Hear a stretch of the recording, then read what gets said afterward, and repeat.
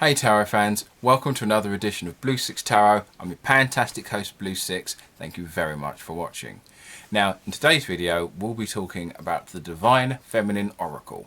Now my last review was of the Goddess Guidance Oracle, but unfortunately those are actually out of print, so I'll actually be showing you a deck you can actually buy with real paper human money. So my apologies for that, although I did come across those in a Goodwill / charity shop, so my apologies for that if some of you did see that and thought I'll get them. If you can find them, good luck if you can. If not, I do apologise, that wasn't really my intention. Unfortunately I did neglect to mention that, but meanwhile we'll just get on with the video, and I'll put that intro somewhere. Hold on, let me see if I can find that. Found it, it's just over there.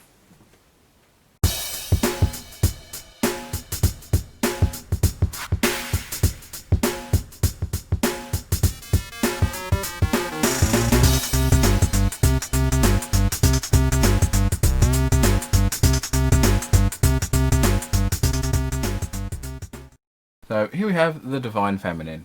Now one thing you'll notice that's kind of stands out about this is it's actually a very thick box. So produced by Hay House, this box is a lot bigger than most Oracle decks from Hay House or Lifestyle produce, because the cards themselves are comparatively thick compared to, well, most other Oracle decks. And the deck and the box artwork is pretty much the standard. This is representative of one of the cards inside, and once again on the back you have your description, so I'll let you pause to read that at your leisure. Of course you've got 5 cards at the top. Now the artwork in this I consider kind of more not whimsical, it's kind of ethereal, I guess is a good way to phrase it. Before I open the box, we whip out the old tape measure. So the box itself is just short of 4 inches and just hits 10 centimeters by 5.5 inches or 14 centimeters. But as I don't really tend to do the width, but as it is quite thick, so we're looking at just short of 2 inches and just short of 5 centimeters. Just short of 5 centimeters. So one of the reasons this box is quite thick is because we have the book. Now the book itself, once again, the cards themselves are all the same size as the box, but for as an Oracle book goes, as a guidebook goes, it's a very thick guidebook. It's a very thick guidebook. Now, if I compare this book and the box itself to the to the Goddess Guidance. Let's open that up just quickly. The Goddess, so the box itself is about twice, like another 50% thicker, as you can tell by this kind of comparison there. And even the book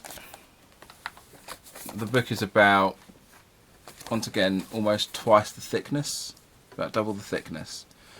And yeah, so, and I basically consider the Goddess Guidance about the average sort of the standard size of most of these. So this is about twice the size. But one of the reasons it is twice the size is because it does go in a bit more in depth.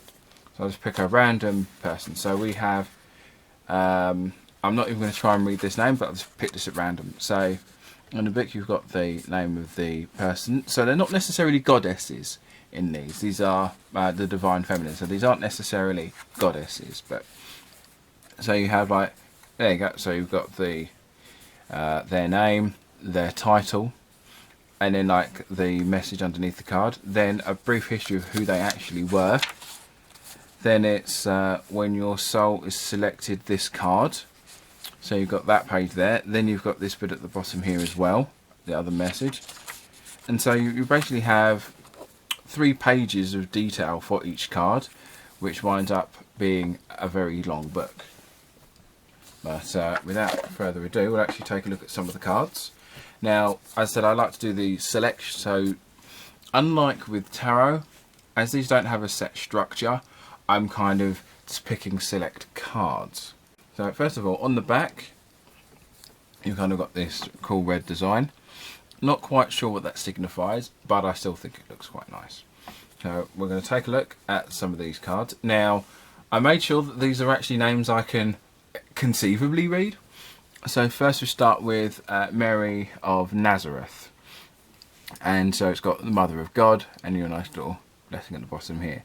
Now this is how this whole deck is. Now, unlike with the Goddess Guidance, where the artwork changes depending on the god, or the goddess rather, so this art is consistent. It's all by the same artist. Now with Mary of Nazareth, you've got the burning heart with the thorns and running across. So obviously this is, the Virgin Mary. But I also like the fact it's not the Virgin Mary, it's just Mary of Nazareth, which is what her title would probably have been. Got a little crown there, and I like the implied angel wings there. Looks pretty good. So next we have a look at Mary Magdalene, and I love her little title here, the Apostle to the Apostles. That's quite nice. And obviously she's at the front of the box, which I think is kind of interesting, because in obviously in like the Christian faith and beliefs that Mary of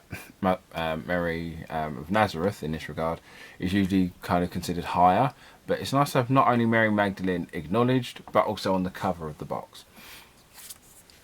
So now we have Kali. I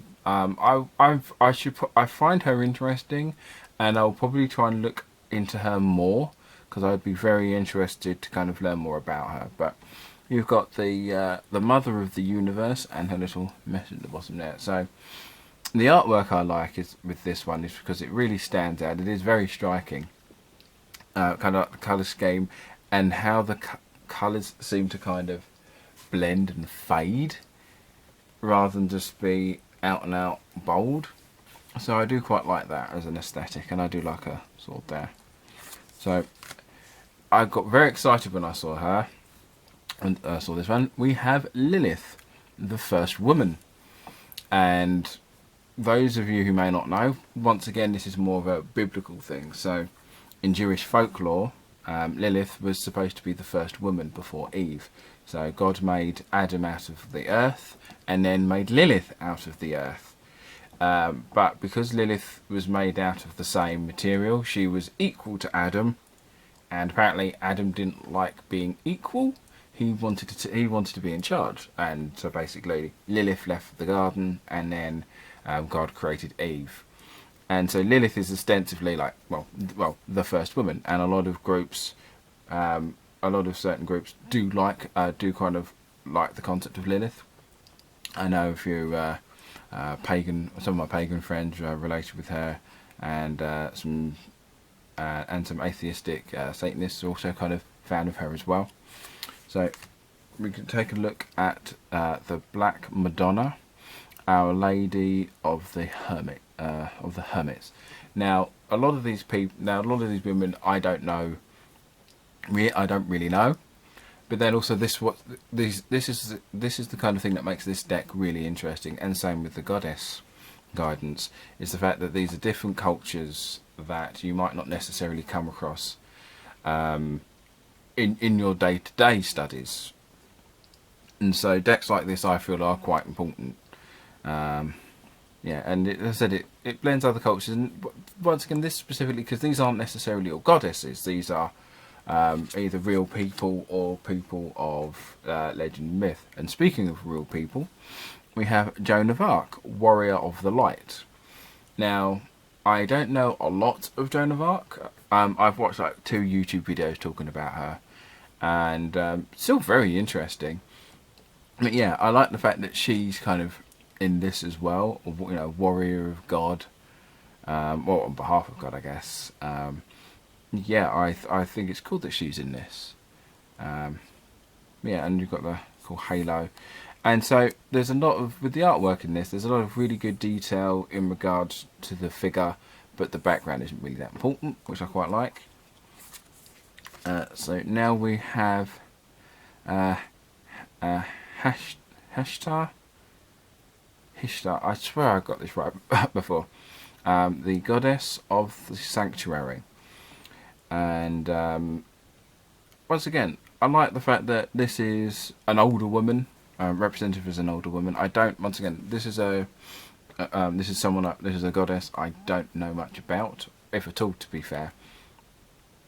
But I like the fact that it's just not, once again, a woman who looks like she's in her 20s. You know, this is a woman, you could probably say 60s, 70s. It's cool, and I love the kind of haloed wreath around her head as well. I think that's pretty cool. Of course, I had to have some of the Egyptian people in here, so we've obviously got Sekhmet, the Red Lady, which kind of sounds very Game of Thronesy. Is it still worth mentioning referencing Game of Thrones at this point? Yeah, I also like this one in the fact that she's not represented as a woman. She is shown as with a lion's face, lion's head, and I think that's pretty cool. She doesn't always come across like that. So I was hopefully going to have this one last, but I didn't look through this deck properly. So we have the Cosmic Egg, the Divine Feminine. Now I chose this one just because it's an entity. It's not a god, goddess. It's not a person. It's just a concept. For lack of a better term, it's just a concept, and I feel that's very important. So it doesn't even necessarily have to be a physical entity for it to be divine, feminine, or masculine. And I just thought this was just such a great concept to have. Obviously, I'm glad to keep Isis in, because Isis keeps my drinks cold. But we've got the Goddess of Magic, and if memory serves, she wound up becoming the new head god after Ra went senile, which is pretty cool.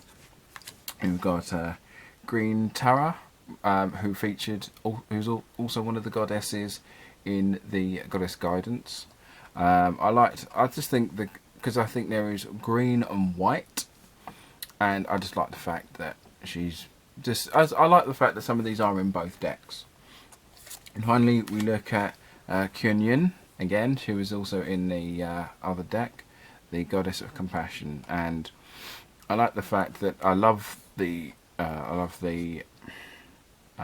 cherry blossoms. I believe they're cherry blossoms in the back, and the lotus behind her head. That looks really cool and amazing. Now, I'm not sure if the artwork is kind of photography artwork and then kind of painted over, as some decks do, but this is a really cool deck. Now, one of the tricky things about this is the cards themselves are a little thicker than standard, and so these are a little trickier to shuffle. But if you do if you do like the Divine Feminine, or just kind of do like feminine energy style of work, this would be a great deck for you. This would be perfect, I would feel. But well, I hope you enjoyed. Once again, please don't forget to like and subscribe, and I'll catch you on the flip side.